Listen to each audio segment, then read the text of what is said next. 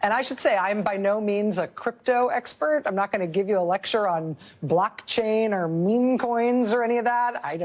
A, I don't know, and B, I don't care. But I do think it's worth looking at this crypto thing a little bit, only because it is a deeply, deeply old-fashioned, simple scam at this point, which points right to the White House. News from the White House tonight really gives us no choice. You have to look at it. Helpfully, the broad strokes of crypto trading are not complicated. It's like when there was the Beanie Baby craze in the late 90s. People started buying these stuffed animals, right? Beanie Babies, kind of inherently not worth much, but people were speculating on them, right?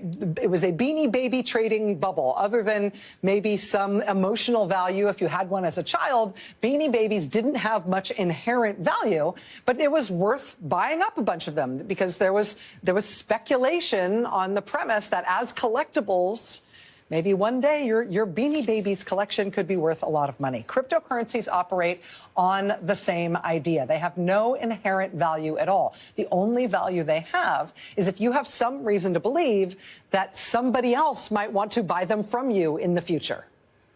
That's it. And what that means in very practical terms is that convincing other people that your crypto is popular and in demand, convincing people that your crypto thing is going to have value in the future, it's going to be collectible as Beanie Babies, that is key to actually making money. One of the things the SEC alleged a couple of years ago in 2023 was that Justin Sun had orchestrated a scheme to pay celebrities to tout his cryptocurrencies without disclosing that he had paid them to do so. So in other words, he was creating the impression of hype and organic enthusiasm around his product when that hype didn't naturally exist. That was the allegation, which, again, Justin Sun has denied. And now the SEC has halted the case right after he gave more than $50 million to the Trump family. The idea of hype in cryptocurrency is that people should buy in soon, right? Get in on the ground floor while it's cheap because it's about to go way up in value because there's so much interest in it. You get in on the ground floor now, you'll make a bundle. It's the whole hype. It's the whole scam. And when I mentioned that the news tonight leaves us not much choice but to talk about the stuff right now, this is what I mean. The White House just posted this video tonight of Donald Trump signing an executive order establishing a digital Fort Knox, as someone says to the president off camera. Trump apparently signing this executive order, creating what they're describing as a federal government cryptocurrency reserve. Now, imagine the Beanie Babies again for a second. Imagine Trump had just announced that the U.S. government was going to buy up tons of Beanie Babies. We are going to establish a federal government reserve of billions of Beanie Babies. What do you think would happen to the value of Beanie Babies? Right? Oh, it turns out there's a huge guaranteed buyer for these things. They're buying billions of them. I should mention that when Trump first brought up this idea, this cryptocurrency national reserve thing on Sunday, he name-checked 5 specific cryptocurrencies that would be going into this government reserve. And Trump's own cryptocurrency company, his own project, bought $20 million of those currencies, of 2 of those currencies this week, ahead of what we now know will be a White House summit on crypto tomorrow. If the whole idea here is that you hype something by making it appear that there is a market, that there's demand, that there's lots and lots of buyers for specific crypto, and people who get in on the ground floor and own it, boy, that value is going to go up. Well, it would seem that President Trump and his family, and the White House specifically, are now playing that game. Clearly, there is a lot more to ask and a lot more to know, but hold that thought. I'm going to be totally honest, I don't know what's really going on. Which front should we look at? If we look at the economy right now, with all of the Elon cuts, it's not leaving things particularly healthy, especially with various different medical assistants. From what I can work out, this is just the outside looking in. Those who need Medicare, Medicaid, etc., are going to be in trouble. And I suspect, I could be wrong, some of those people who will be in trouble will be lower earning MAGA supporters. But it doesn't seem to have actually touched base with them. It appears that they're still very happy that the administration is doing the thing of owning the libs with all of it's cultural politics. That's the best description. Number one. Number two, Ukraine. Now, I find it incredible the fact that there's a possibility that those who escaped what was going on in Ukraine were offered visas in America may have their visas revoked. No fault of their own, just pure politics. In any other language, that would be called collateral damage. It is just, what is going on there? And then the other thing is this, well, it's a level of sheer hypocrisy, contradiction, two-face. Al Green, during the State of the Union, he did, let's call it a Boebert stroke Marjorie Taylor Greene, who interrupted and jeered Biden. He didn't really have a hearing or anything.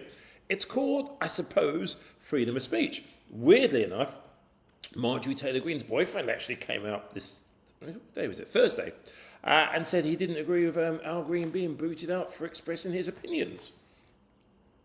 Because this is the way I see it. So, Squeaker Johnson, etc., I don't think that guy's serious. He's all for it. Now, in the present terms, yes, the Republicans have control of the House and the Senate. But let's go down the line. Once it starts, how are you getting that genie back in the bottle? Really weird thing to do. Now, of course, the President of the United States of America is known for insulting people. Thin-skinned, because the way it works, you're not allowed to insult anyone that's MAGA. Anyone that happens to be a supporter of Trump can't say anything. But they're allowed to dish it out.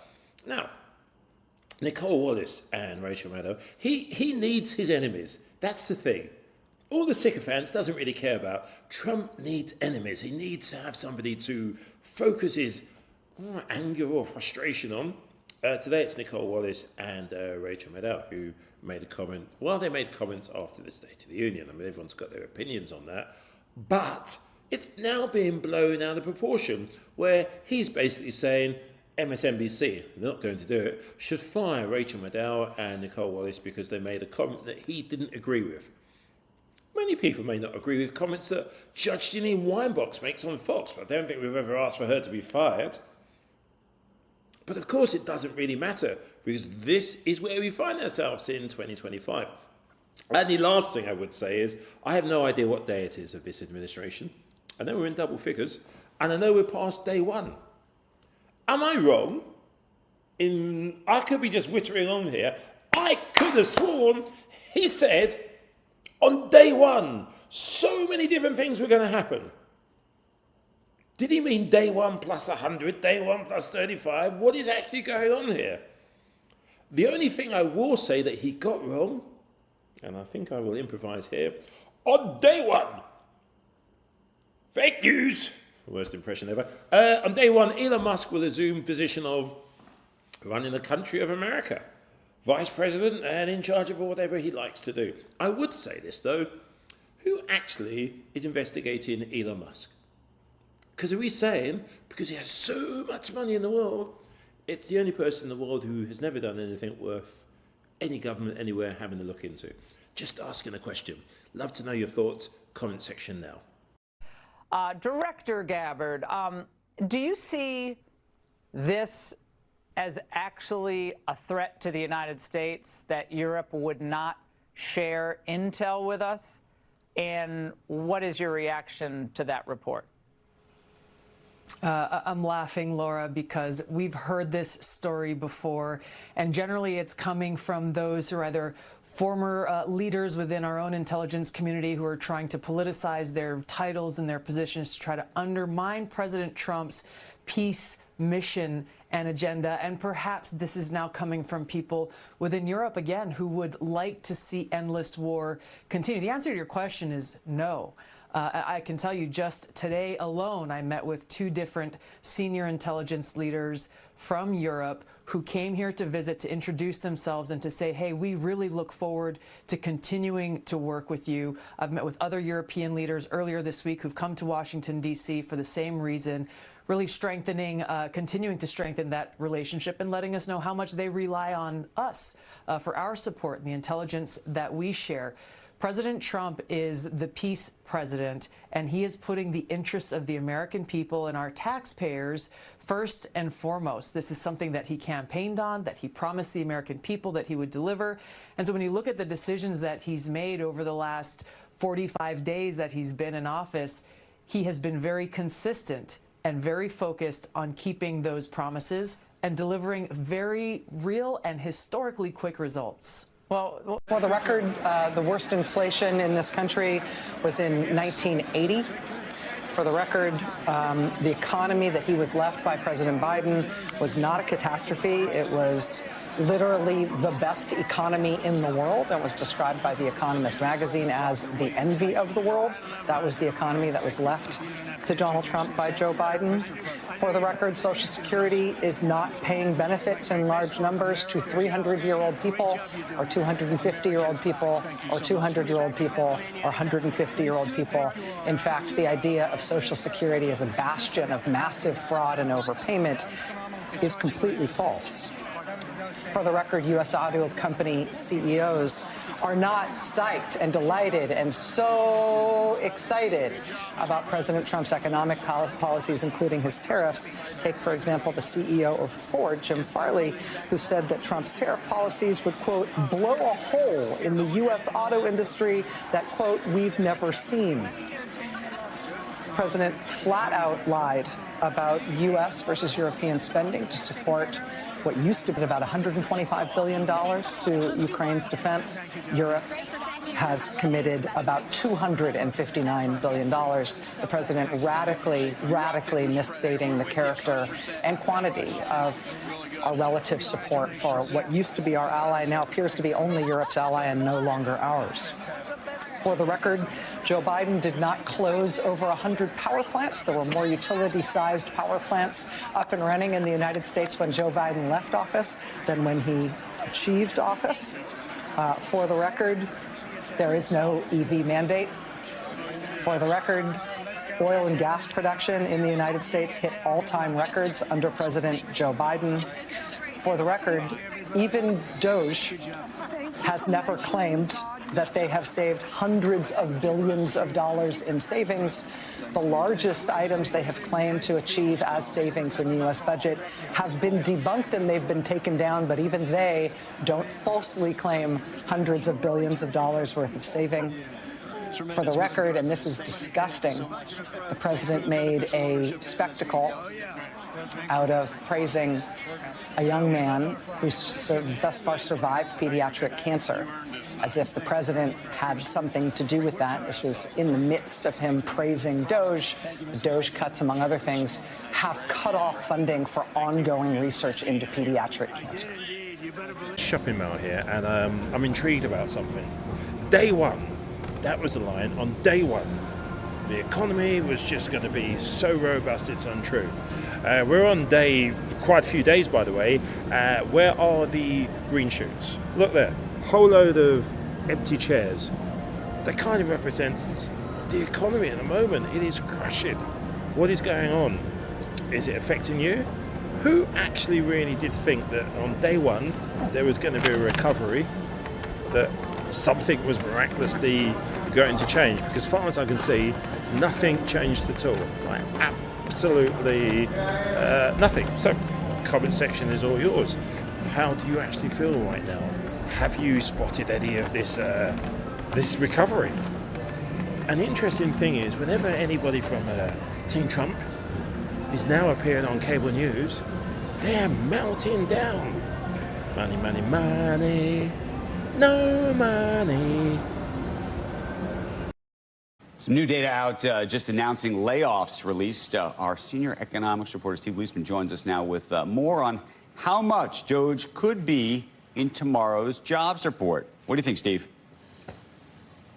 It's a tricky story here, but first let me tell you, Andrew, announced layoff in February surging by 245% to the highest level since the pandemic, with the Trump administration's efforts to reduce the federal workforce playing not the only, but the biggest part in that. The outplacement firm Challenger Gray Christmas, they're saying that announced February layoffs, not actual layoffs, but announced ones, rose to 172,000, up from just 49,000 in January. It's the highest monthly number since July 2020, the worst February since 2009. It was a mix of layoffs from the government and the private sector, including government at 63,000 announced. That includes federal workers and private government contractors. Retail, 45,000, hit by cold weather, as we know. And tech, 22,000, with HP, Meta, and Workday among the tech giants we know that announced February layoffs. The Doge impact was the top reason cited for job cuts, followed by market and economic conditions, and then bankruptcy. The bulk of government job cuts are likely too recent to show up in tomorrow's jobs report. Workers won't be counted as unemployed until their severance runs out. But remember, roughly 30,000 federal workers, they leave their jobs monthly in a normal month. So the hiring freeze announced by President Trump on day one of his presidency, that could mean vacated jobs won't be filled. That could create some negative numbers that could drag down the headline number even as soon as tomorrow. Now, Evercore ISI, in a research piece, suggests total job losses from Doge could be as low as 50 if the government eventually gets back to hiring, or as high as 660,000 in a worst-case scenario created by what it calls Doge policy uncertainty. They wrote, Doge-related uncertainty over contracts and grants could have an additional paralyzing effect on hiring at employers exposed to those funding sources or in need of regulatory approvals from agencies that are themselves paralyzed by Doge review. Now, most forecasters that I'm reading are settling on some kind of midpoint here between total job losses of 250 to 350,000. That's federal job losses, or roughly 20 to 30,000 a month. That would be a noticeable number, but the ultimate economic impact depends on whether the private sector finds jobs for those workers, Andrew, and can make up for those job losses. President Trump, what's your thought about why the markets are so spooked? Do you think they don't like the tariffs, or do they not like the uncertainty with some of the changes and the carve-outs? Well, a lot of them are globalist countries and companies that won't be doing as well because we're taking back things that have been taken from us many years ago. We've been treated very unfairly as a country. We protect everybody. We do everything for all these countries. And a lot of these are globalist in nature. You know, they have, if you're outside of the United States, you know, it's going to be a little bit different. We just weren't treated right. We were ripped off as a country. I've been saying it for a long time. And I did it to a certain extent in the first administration, but with COVID coming in, we had to focus on that toward the end. But we had the greatest economy in history in the first administration, and I think we'll do even better now. But this is something that we have to do. There'll always be a little short-term interruption. I don't think it's going to be big, but the countries and companies that have been ripping us aren't particularly happy with what I'm doing. But the United States will be very happy. And, you know, our farmers are going to be very happy. And again, there'll be disruption.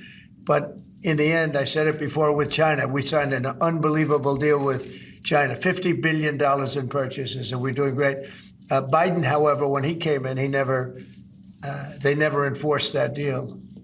So that's the only thing that basically you have globalist companies that have been ripping us off that won't be able to rip us off any longer. I think that's what the big charge is.